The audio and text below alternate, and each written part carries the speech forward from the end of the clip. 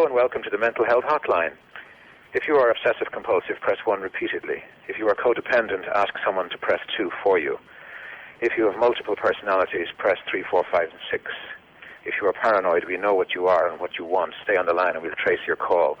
If you're delusional, press 7 and your call will be transferred to the mothership. If you are schizophrenic, listen carefully and a small voice will tell you which number to press. If you're depressive, it doesn't matter which number you press, no one will answer you. If you're dyslexic, press 69696969. If you have a nervous disorder, please fidget with the hash key until the beep. After the beep, please wait for the beep. If you have a short-term memory loss, please try your call again later. And if you have low self-esteem, hang up. All our operators are too busy to talk to you. All Hit Radio.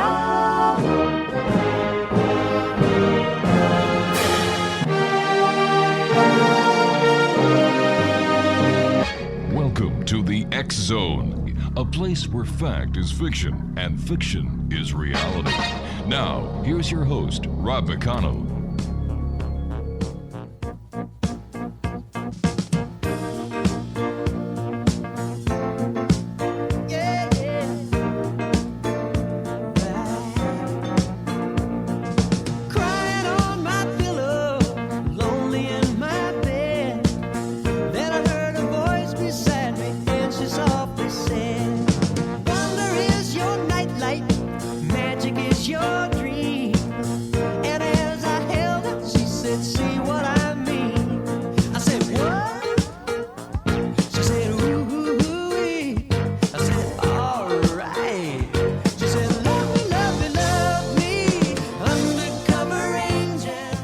Welcome to the X Zone, everyone. I am Rob McConnell. We're coming to you from our broadcast center and studios in Crystal Beach, Ontario. Now, if you'd like to send me an email, it is xzone@xzoneradiotv.com. On all social media sites, X-Zone Radio TV.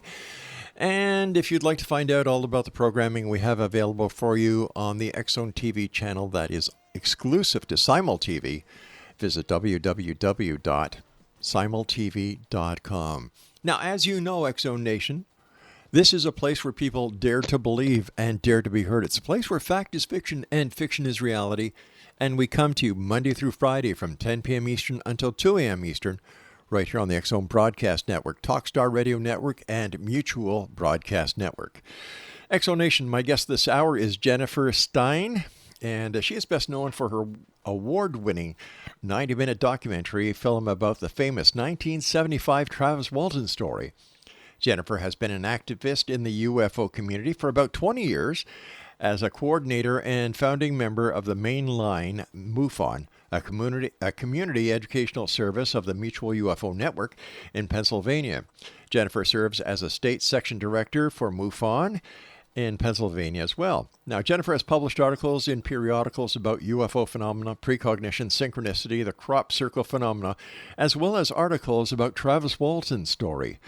Joining me now is Jennifer Stein. And Jennifer, always great talking to you. Thank you so much for joining us today. Thank you so much for having me on the show. First of all, congratulations on the awards you've won, and congratulations on getting the story out there and working so hard to prove beyond a shadow of a doubt that we are not alone and that the Travis Walton fire in the sky case is real. Tell us how you got involved in that case. Well, I met Travis at a conference, and I was asked to actually help organize a conference for him, which I did for the 40th anniversary of his event. And in the process of doing that, it occurred to us that we should have some film clips up in the forest with him and the different crew members. And lo and behold, after about 5 years, that manifested into a really interesting documentary film, which, as you know, has now won about 28 mainstream film festival awards around the country. What makes the Travis Walton case so unique?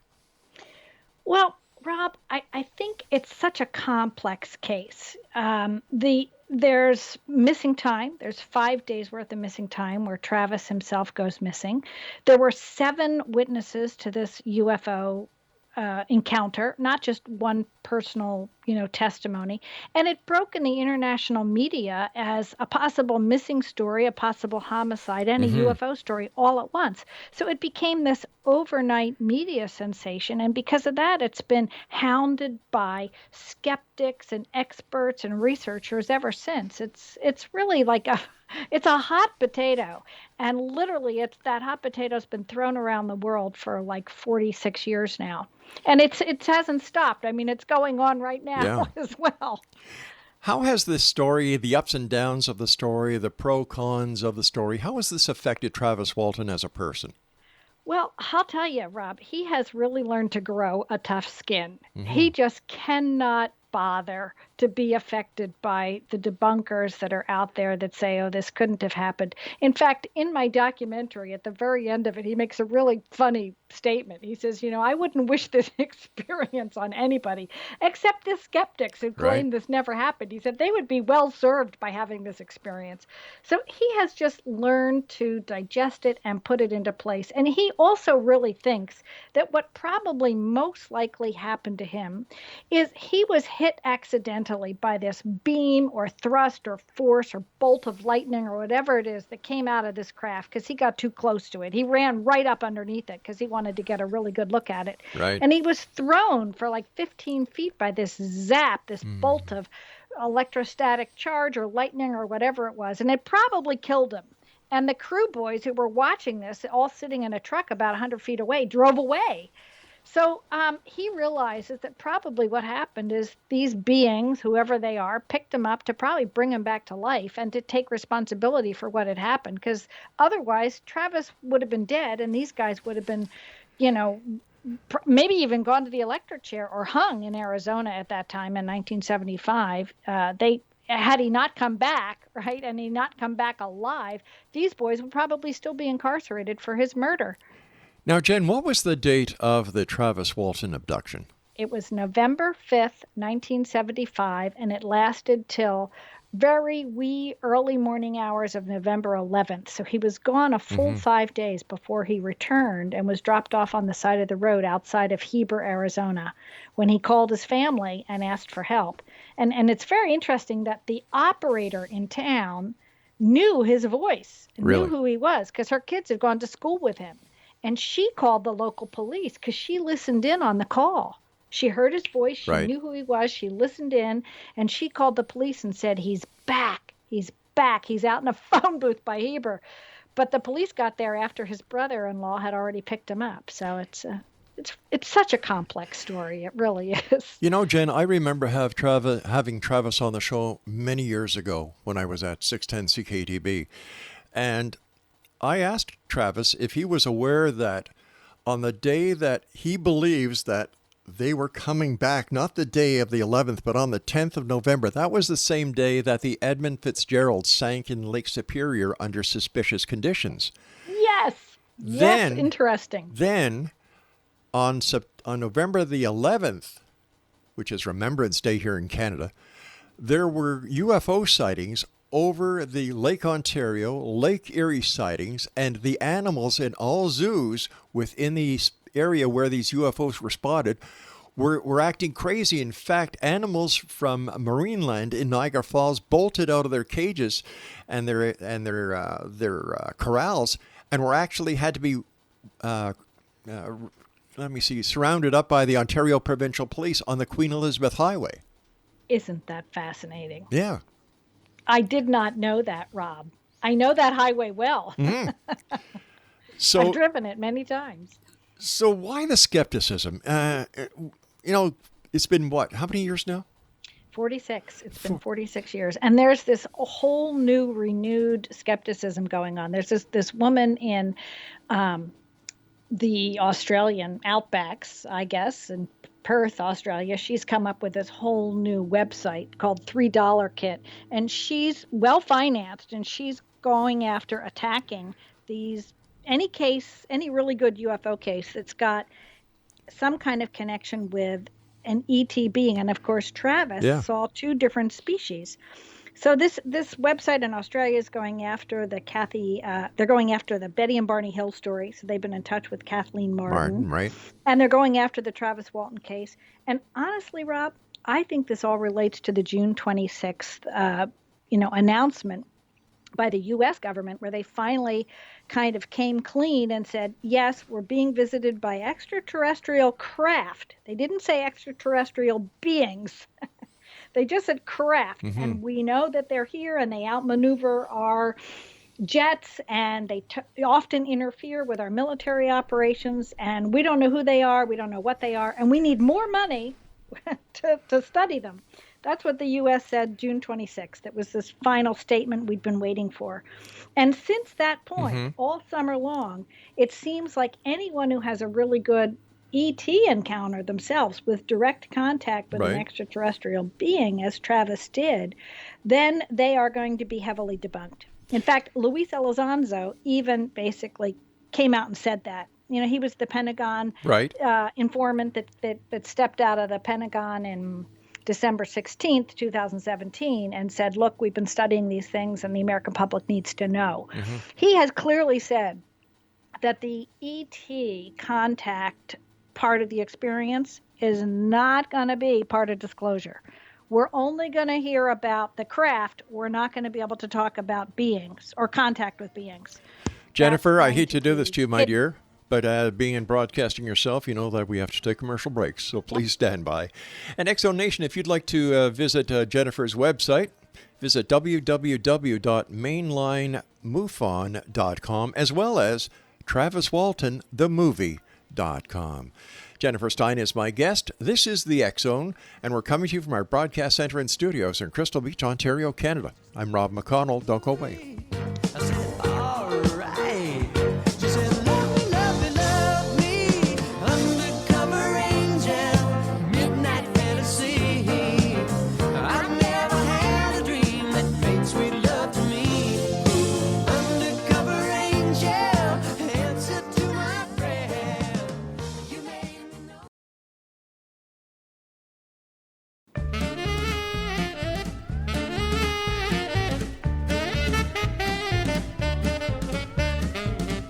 Love to an alien near Roswell last night. We strolled along together in the pale moonlight. I had a funny feeling that something wasn't right. I made love to an alien last night. When she gripped my hand, I was feeling mighty fine, but her fingers with mine would not intertwine. When I bent down and gazed into her eyes, they were big as donuts and blacker than the sky.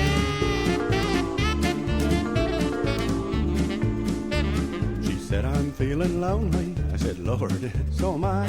We'll stroll along together, but we won't question why. That ground beneath your feet, dear, is flashing red and white, and sprouting little mushrooms left and right. Explanation, our guest this hour is Jennifer Stein, and if you'd like to find out more about Jennifer, visit www.mainlinemufon.com, as well as traviswaltonthemovie.com.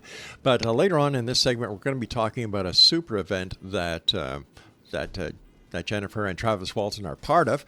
But I'd just like to get back to the actual case that is at the epicenter of all this, Jen. I understand that there is a bit of problems between Mike Rogers as well as and Travis. Where does this stem from? Is this just media garbage, or is there something behind the story? Honestly, Rob, from my take on it, and I've been in touch with Mike directly, it's just basically a bunch of malarkey that a new opportunist has kind of stirred up and is trying to make a big deal out of. There's a claim that Travis actually hoaxed this event. And when you speak to Steve Pierce, or you speak to John Goulet or Kenny Peterson, even Travis himself, they literally go, right, and how did we hoax this UFO? And there's some malarkey that this was a fire tower. Now, these boys worked in the forest. They well knew what a fire tower looked like. They drove past them all the time. And this new opportunist, I don't even remember his name. I think it's Evan or something like this. He's taken over a couple of blog podcasts and they're out there saying, oh, what they did is they stopped in front of a fire tower at night and they saw that and they got scared and thought that was a UFO.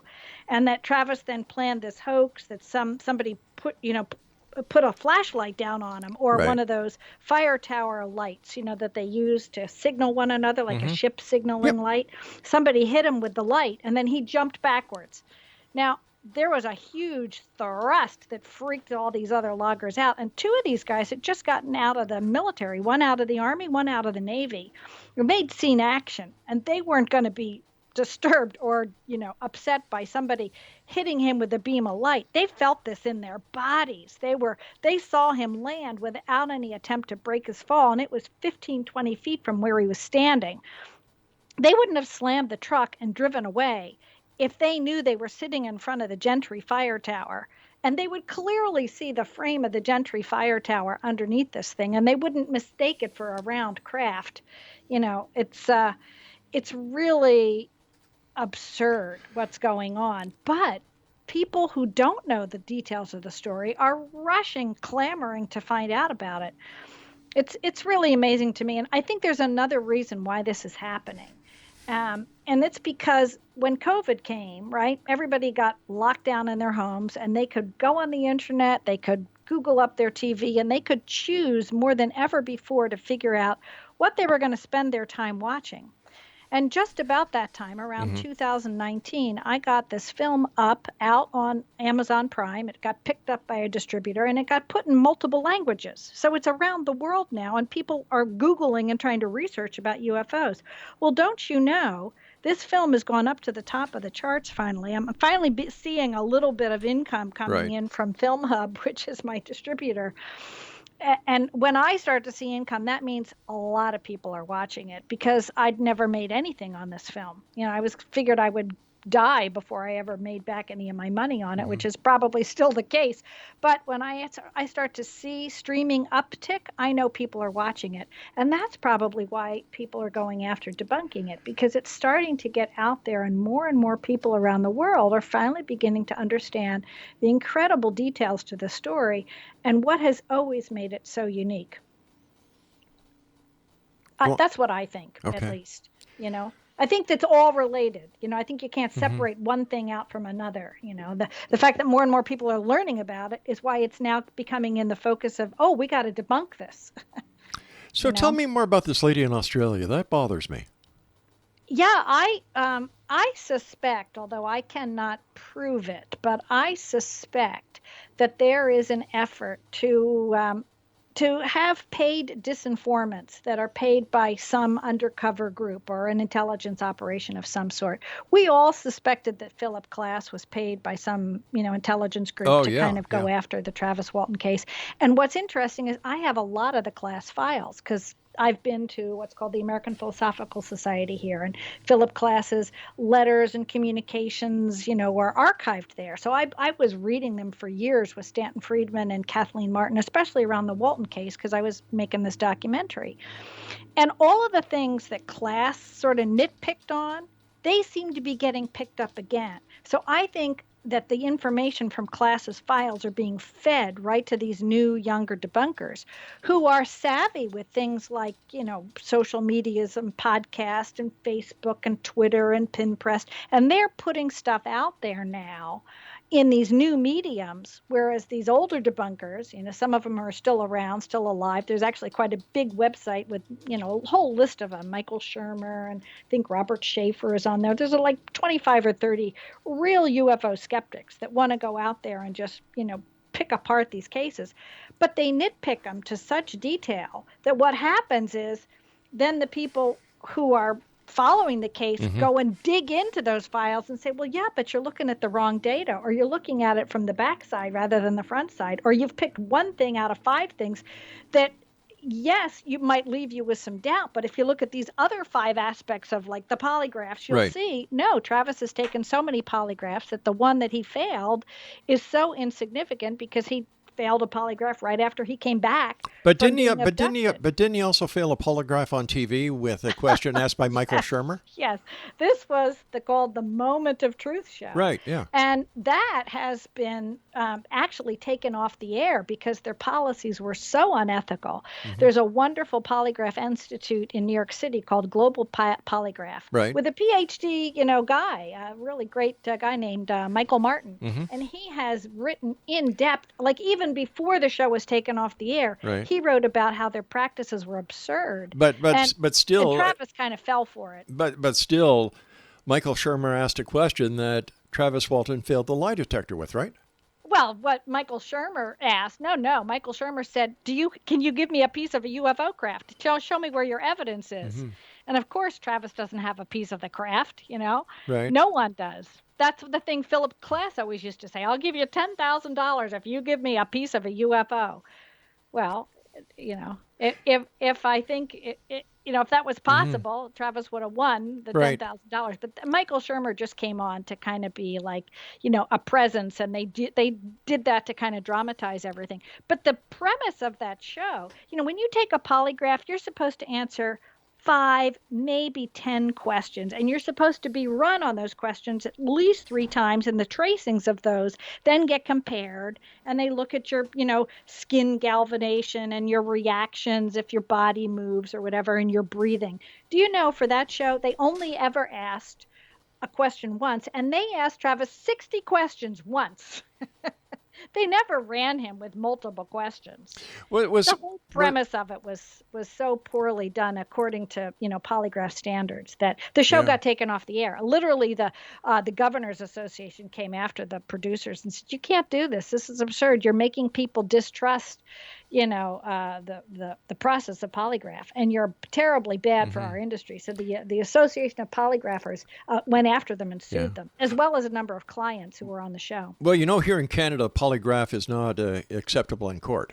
Right, and it's not acceptable anywhere in the States either, except New Mexico. That's the only state where it is. So you know what Travis did after this whole debacle with the show? No. He went into New Mexico, got one of the top New Mexican polygraphers that does stuff for court cases, and he ran 2 tests himself, and he passed both of them. So he put that in his book and kind of shows people, look, if you really want to understand polygraph, here's 25 pages you can read about it, and it's in the back part of his book. So something that look at it. Something that I've always wanted to know, Jen, was Travis ever given a PA.She test, psychological stress evaluation test?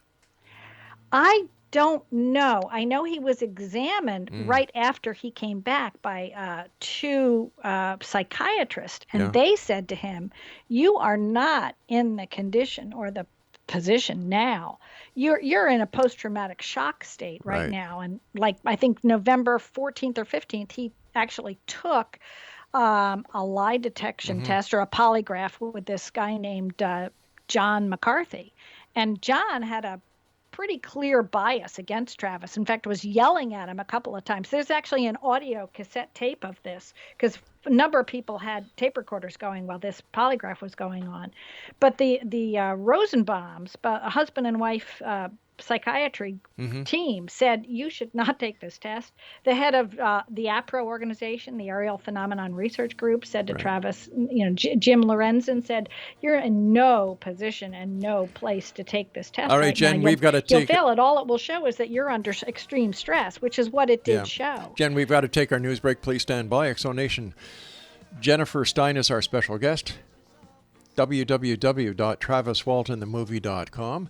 And this is a website I'd like you to check out later because we're going to be talking to Jennifer about it. TheObservationDK.com. That's TheObservationDK.com.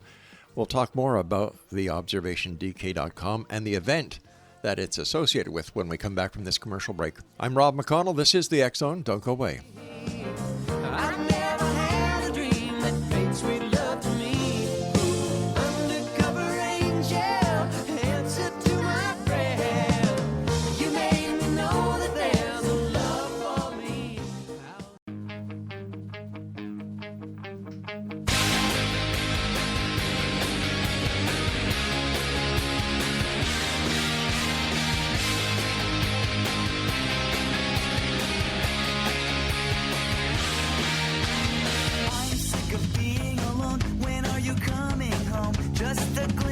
your face. I can remember smelling your hair. I'll meet you anywhere, somewhere that no one can retrace, somewhere where no one will know our faces.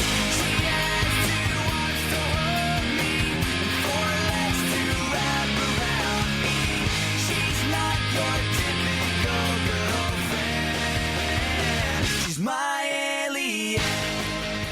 And welcome back, everyone. Jennifer Stein is my very special guest this hour. And her website, there's 2 websites right now, mainlinemufon.com and traviswaltonthemovie.com. But this segment, Jennifer, I'd like to talk to you about the Travis Walton International Skyfire Summit that is being held online on November the 6th of this year. Tell us about it. Well, it's interesting how this developed. You know, ever since we did the 40th anniversary and we launched this film, which we did a conference in Heber, Arizona, where this whole event took place for people in the town to finally come out and get the full story, because it's a small, Mormon community up there. So we started an anniversary screening of the film that I did almost every year, somewhere on the anniversary weekend of this November 5th event. So we've had them on the West Coast, we've had them in the East Coast, we've done some in New York City, we've screened over the last 6 years. This year, some producers in California came to me and said, let's screen the film virtually online and then do a full day event at a virtual platform where people can link in from all over the world. And I said, well, that's really a great idea, because I'm getting emails right now from people all over the world who are saying, Jen, you're in the best position to, speak about this case, talk about the debunking that's going on, pull up the details, put up archive video. So we're doing a full day intensive on some of the forensic details of this case. We've got a filmmakers panel where a bunch of filmmakers like Tracy Torme, who did the Hollywood Fire in the Sky film that they launched in 1993 about this case. That's what made it so popular as well. Not many UFO cases have a Hollywood film made about them like Travis has had. That's true. So Tracy Torme will be on with us, and we'll have most all of the logging crew. We're reaching out to them now. We're still waiting for Kenny Peters to get back to us, but we'll probably have comments from everyone, including we'll have Travis there, and he'll do a Q&A at the end of the day. So anyone can log on to this virtual conference and get to connect and ask questions with Travis directly. And it's the outpouring of support and curiosity about Travis's case has been overwhelming. I mean, I'm getting like 500-600 emails a day. I can hardly keep up with them, but it's really going to be very special. And Exonation, if you'd like to get more information on how you can participate with this event that I'm sure is going to open up a lot of eyes and end a lot of questions, visit www.theobservationdk.com. $10 US is the cost. And if you're a ufologist, if you're a researcher, if you're a believer, or if you're a skeptic, $10, come on, gang. You'll see it all. You'll hear it all. And once again, that's www.theobservationdk.com, and that's for the Travis Walton International Skyfire Summit. Now, Jen, since Travis's event going back all those years, has he been approached by any other extraterrestrials? Has he had an encounter? Has he had any psychic phenomena that would lead one to believe that he is still connected to the ETs in some way? No. He says it was a one-off kind of a deal. Although I will say Travis has had some sightings, as a number of us have. I think, I've had my own sightings too. That's how I got into this. But he actually was driving home from a conference with I think his son and a couple of people were in the car with him, and they actually witnessed one of those TR3B or black triangle things that was pretty big. I mean, the thing was, he said if you'd opened up a newspaper and held it up above your head, you wouldn't have blocked out this thing. My and gosh. they were right on a highway, right in, I think it was Route 5 going north in Los Angeles. Towards, they were heading out of town, heading back to Phoenix from LA, and they saw this thing, and a lot of other people on the highway had to see it too. So he has had some sightings, but he's not had any other contact or abductions. No. Am I correct in understanding that the connection between the bolt of light that hit Travis, that may have somehow injured him, that the reason why the ETs took him up was to take care of him. Probably that's the conclusion that Travis has finally come to, and we give Travis a good opportunity in our documentary to kind of really discuss that. I think that's what he really has come to believe, that he was probably killed by this, or if not, he was severely injured and might have died from it. But in the beginning, Jen, that wasn't the case, was it? Well, Travis didn't quite know how to articulate it, and he was so accused of hoaxing this event because nobody could believe it. But his story hasn't really changed. I think it just took the hindsight of being now like 67 years old and looking back on the whole thing and going, had they killed me, all those boys would have gone to jail or hung, and we would all be dead, right? It's probably good they picked me up. Sure. And he doesn't really remember much from that period of time, but he does remember interacting with two different species on board that craft. What were those two species? Can you explain them to our audience? Of course. Sure. And we're going to go into depth in that on our virtual day as well. We're going to show the virtual reenactment we created for the documentary. But basically, he wakes up on a gurney, and he can't see and he can't hear very well, and he's going in and out of consciousness, and he doesn't know how long that is, but he knows he's being cared for, and he thinks he's in a hospital. And he's got this device across his chest. And finally, he can start to focus his eyesight on this device that's on his chest, which he said was like a semicircle, curvature, metal type of structure that was thick, and it had light coming out of it and heat coming out of it. And his shirt was like pushed up. He still had his clothes on. He wasn't naked, but his shirt and his jean jackets were pushed up, and this thing was laying right across his chest. And then he realized finally, once he could focus his eyes on this device, he could focus his eyes a little further, and he saw these gray beings with big eyes and, indistinct features and pale skin looking over him, looking at him like, oh my God, he's coming too. Yeah. And so Travis freaked out. He hits them, pushes them back, finds the strength eventually to jump up off this table. He grabs a device and tries to wail it at them and screams at them to get that, heck away from him. And then they don't know what to do. They try to kind of lift their hands up and maybe mentally make a mental block on him or something, or control him. And they can't, because he's probably been electrocuted and he's freaked out and he's screaming at them. So they leave. And they walk out of this room he's in, which is like a small, low-ceilinged, dimly lit, maybe some kind of medical room he's in. And so he follows them out, thinking he's going to try to find his way out of this craft. And he finds his way into what we call the observation room. We've called it that, or the navigation room. He finds his way into a room with a single chair with a bunch of buttons on it. And he goes up to this chair and realizes when he gets close to the chair, there's a proximity sensor in the room when he walks on the floor.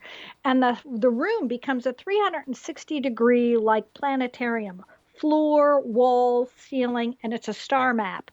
And he's freaked out by this, and he starts to push the buttons on this chair in the room. It's kind of like an egg-shaped, maybe, chair for the ETs, I guess, to sit in and control the navigation of the craft, he guesses.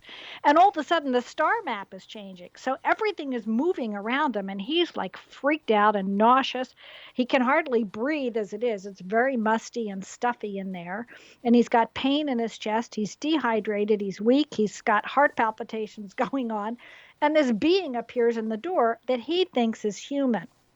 Looks just like you and I. Blonde hair, blue eyes, a little bit of a strange eye, a goldeny blue, large eye. And the person is big, like a little bigger than you and I might be, maybe 7 feet tall, very muscular, blue jumpsuit. He thought it was like an astronaut. He said it looked like somebody from Star Trek, right? That was there to rescue him. So he runs up to him thinking he's human and he can hear him and he can understand him. Right. And he starts babbling at this guy, and the guy leads him off this little disc-shaped craft they were on into this big hangar of sorts, this big, like, aircraft hangar of some sort. And Travis looks around, he sees the disc they're walking off of, and then he sees these other discs, which is very interesting because these look like shiny, large eggs, like we've been hearing the Tic Tacs.